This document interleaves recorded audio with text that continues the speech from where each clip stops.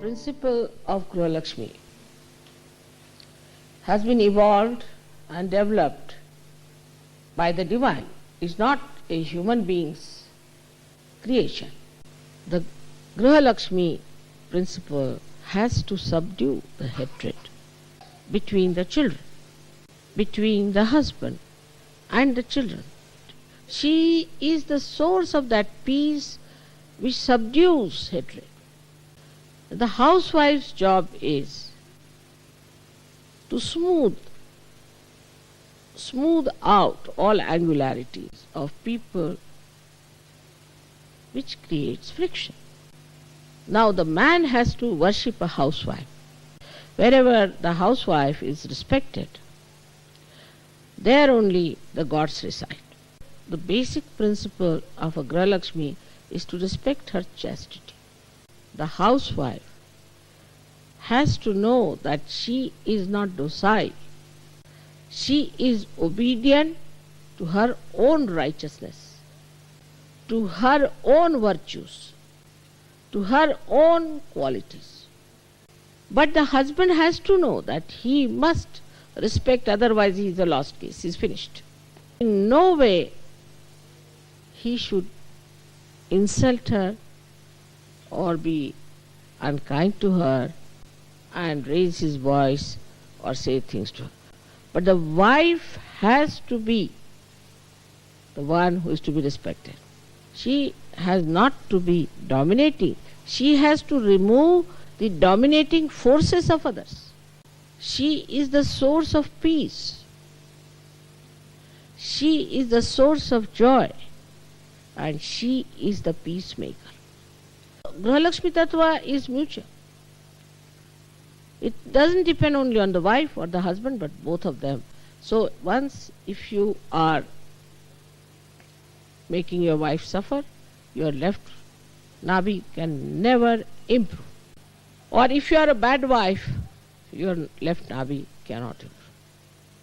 Now in the West, the problem with the women is this, that they don't realize what is their power. They do not feel their dignity and enjoy their dignity within themselves. They are the queen of the house. The woman must understand the men. They have big eyes. They are not microscopic. They see everything in a big way, see. So today they will say something.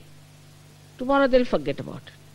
But there is no subordination of any kind. You are subordinated to your own dignity, to your own chastity, to your sense of honor, and above all to your righteousness.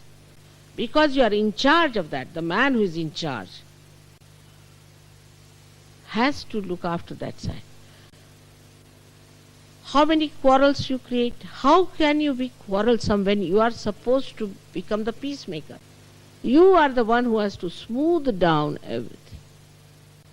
You have the one who has to bring such expression of love, such sweet things, that the family itself feels rested in you, secured in you, because you are the mother. The family must feel secured within you. And this love is your power. This is your power, that you can give love. And giving love, you will find you will always enrich yourself. A woman can make a man a charitable personality, because she herself is charitable. She has so many beautiful, she is an artist. And she can create beauty around her, in her household, in her family, in her society, everywhere.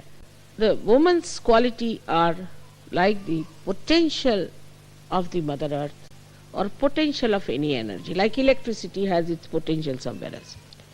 So one has to understand we are potential, and to preserve our potential, we must have the sense of dignity, honor, and righteousness within ourselves.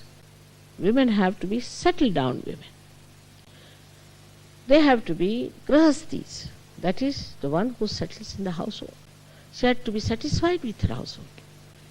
If she is all the time running about, she doesn't want to stay in the house, then she is not a housewife, but she is a maid servant. Now for whom is the household?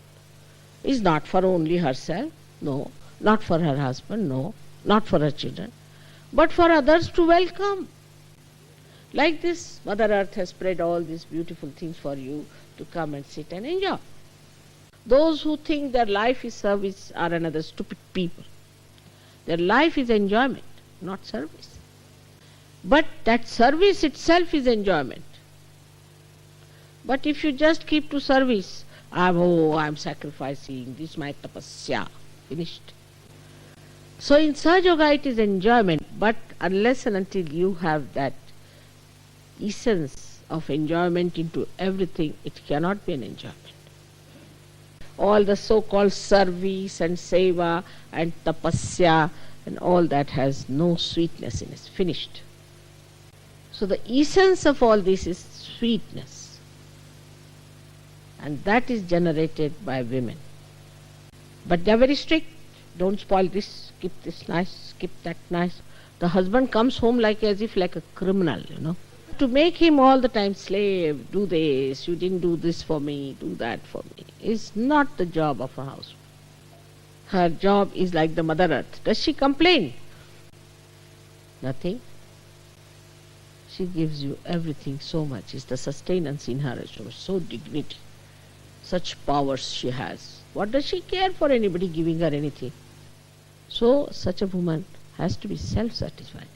Satisfied within herself, because she has to give. The person who has to give, how can she demand? She has to give love, because she is love. She has to give all the services. She has to give all the possessions. She has to suit down. What a responsibility, I tell you. What a responsibility. More than a prime minister, more than any king or anyone, is the responsibility of a woman, and she should feel proud of it, that such a responsibility has come to me. So they are the preservers of others. They don't have to preserve things for themselves. We have many stupid women with us, I tell you, many stupid women. They don't know how to cook, most of them. They have to cook, and with heart. They should be able to cook and give with love to others. And the husband shouldn't find faults with them. In the beginning, they might make mistakes, and encourage. Encourage their qualities, encourage their goodness, encourage their niceness. I'll tell you about the ragas we have. Ra is energy. Ga is, in Sanskrit language, ga gayati, means which penetrates, which moves into everything. So the raga is the energy which goes into the ether and touches your spirit. And these ragas are, I would say, are something like a housewife. Supposing if you stand with a military band, you will be fed up, left, right. But a beautiful melody, that's a melodious thing, melody. And this melody itself is suggestive of a beauty. The way the housewife decorates the house, she smooths down everyone, makes them feel happy. Then she looking after everyone. Everybody knows she's standing there. And this is what is a raga is. It caters to all your angularities. Supposing a person is very upset and worried, he comes from office, sits down, puts on a raga. Suits you down. It makes you settle down. And that settling down is what is the work of a woman who is a housewife. And the man has to act, is to settle down. As I have told you many a times, how your left Nabhi goes out in the modern times much more. You have to be very fast. Life is fast now. In this fast thing, as I have told you, that on the periphery of the wheel, you have the speed. But at the axis it is not. So Sahajogis have to be at the axis. And so the husband and wife, the left and the right side of a chariot, have to be on the axis, and the left is left and right is right.